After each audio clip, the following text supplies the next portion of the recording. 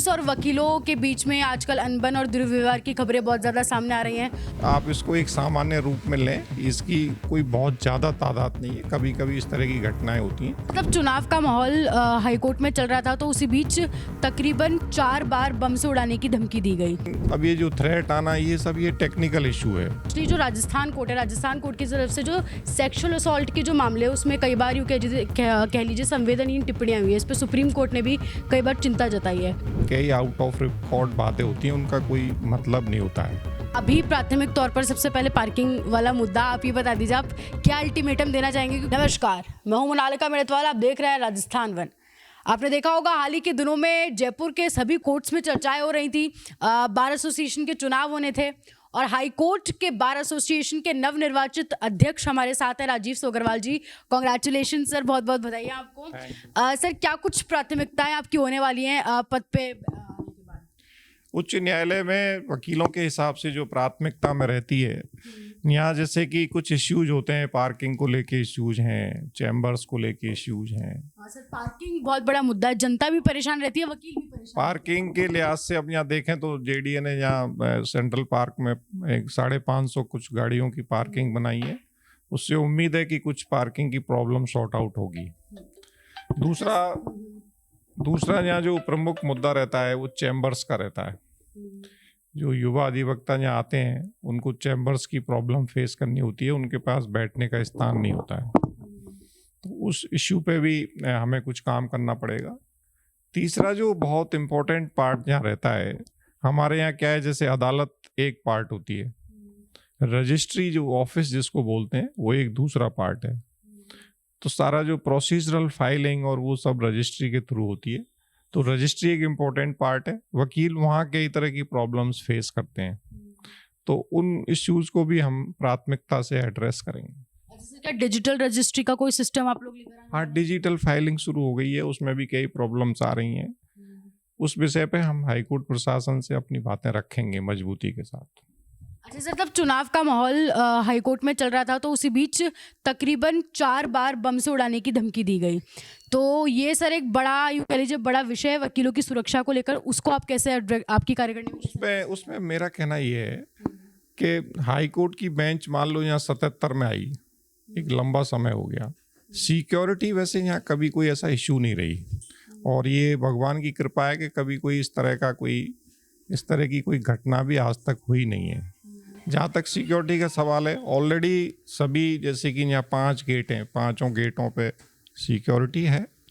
Security कोई ऐसा lapses नहीं है, लेकिन अब ये जो थ्रेट आना, ये सब ये टेक्निकल इशू है। अब कहीं से कोई मेल आ रही हैं, वो ट्रेस आउट नहीं हो पा रही हैं, तो ये टेक्निकल साइड में फेलियर है। बाकी सिक्योरिटी की ऐसी मेरे हिसाब से कोई ऐसी प्रॉब्लम हाईकोर्ट में है नहीं। सर, हाल ही में जब बीकानेर की 3rd बेंच बनाने की बात हुई, तो जयपुर और जोधपुर की बेंच ने इसका विरोध किया। तो अब आगे ऐसा कुछ होगा तो आप बार एसोसिएशन के अध्यक्ष के तौर पर हाईकोर्ट से इसको कैसे एड्रेस करने वाले हैं? क्या वापस इसका विरोध होने वाला है? अगर निश्चित रूप से हम इसका विरोध करते हैं। हम चाहते हैं, ठीक है, राजस्थान में ऑलरेडी 2 बेंचेस काम कर रही हैं और ये सफिशिएंट है। सर, पुलिस और वकीलों के बीच में आजकल अनबन और दुर्व्यवहार की खबरें बहुत ज़्यादा सामने आ रही हैं, तो इसके लिए क्या आप स्पेशली कोई समिति का निर्माण करेंगे? इसके लिए क्या स्पेशल वो सब समितियां बनी हुई हैं, और वकील समुदाय क्या है, एक बहुत बड़ा समुदाय है और अपनी बात मुखरता से रखता है, इसलिए कुछ घटनाएं पुलिस के साथ होती हैं। आप इसको एक सामान्य रूप में लें, इसकी कोई बहुत ज़्यादा तादाद नहीं है, कभी कभी इस तरह की घटनाएं होती हैं, और उस पर हम ध्यान देंगे कि इस तरह की घटनाएं कम से कम हों।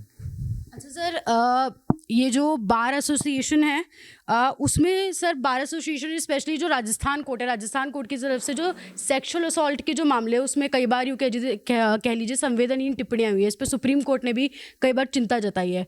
तो इन चीज़ों को लेकर क्या आप स्पेसिफिकली इस चीज़ को लेकर कुछ करें? आप टिप्पणियों को लेके कोई बहुत ज़्यादा आप इसकी उसमें ना जाएं। अदालतों में कई बार ड्यूरिंग कोर्स ऑफ आर्गूमेंट कई आउट ऑफ रिकॉर्ड बातें होती हैं, उनका कोई मतलब नहीं होता है।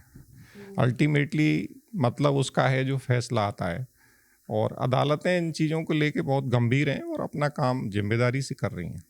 Sir bar council of India जो है उसके द्वारा AIB पास करने वाले जो यंगस्टर्स हैं, जो युवा वकील हैं, उन लोगों को सर सर्टिफिकेट्स ना देने के मामले बहुत ज़्यादा सामने आते हैं। इससे जो युवा वकील हैं उनमें बेरोजगारी बहुत ज़्यादा बढ़ रही है, बहुत बड़ा मुद्दा है। इसके लिए आप स्पेसिफिकली क्या करेंगे? ऐसा AIB एग्जाम जो पास करता है उसको सर्टिफिकेट मिलता है, ये कोई इशू नहीं है। और जो एग्जाम पास नहीं करेगा तो डेफिनेटली वो फेस करेगा उसको। तो ये स्पेसिफिकली मुद्दे ऐसे आते हैं कि वो लोग पास कर लेते हैं, उसके बाद भी उनको सर्टिफिकेट ऐसा हो नहीं सकता। जब किसी ने मान लो कोई एग्जाम दिया और पास कर लिया तो उसका सर्टिफिकेट उसको मिलेगा। और ऐसा कोई इशू हमारे संज्ञान में आएगा तो हम BCI के सामने उसको उठाएंगे। अच्छा सर, अभी प्राथमिक तौर पर सबसे पहले पार्किंग वाला मुद्दा आप ये बता दीजिए, आप क्या अल्टीमेटम देना चाहेंगे? क्योंकि जनता और वकीलों सबके लिए जो सेक्रेटरीट वाला वो जो पूरा एरिया है वहाँ पे जो भी लोग गुजरते हैं, एक बहुत बड़ा मुद्दा है। इसको आप कितने दिन में एड्रेस करेंगे? अगले 2 महीने में ये नई पार्किंग शुरू हो जाएगी और करीब 550 गाड़ियों की ये पार्किंग है। इससे मुझे लगता है कि कुछ समय तक तो ये समस्या शायद सॉल्व हो जाएगी। बहुत शुक्रिया सर आपकी राय के लिए। आप क्या सोचते हैं पूरी बातचीत पर हमें ज़रूर बताओ और ऐसे जुड़े राजस्थान के साथ।